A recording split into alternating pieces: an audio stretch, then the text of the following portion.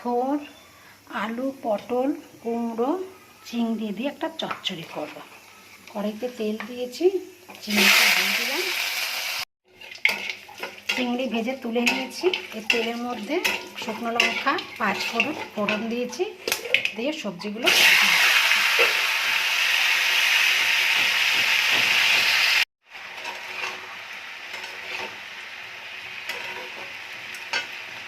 হলুদ দিয়ে দিচ্ছি, নুন দিয়ে দিচ্ছি। নুনটা কম দিলাম, থোড়ে মাখিয়ে দিয়েছিলাম নুনটা। থোড়ের মধ্যে দিয়ে একটুখানি থোড়টাকে চটকে নিয়েছিলাম। এবার ঢাকা দিচ্ছি।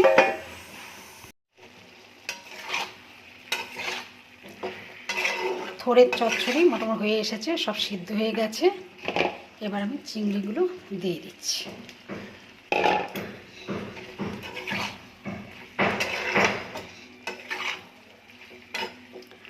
আবার নেড়ে চেড়ে আবার একটু ঢাকা দিয়ে দেব।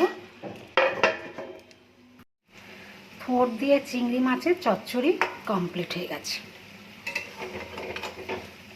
এবার আমি গ্যাসটা বন্ধ করে দিচ্ছি।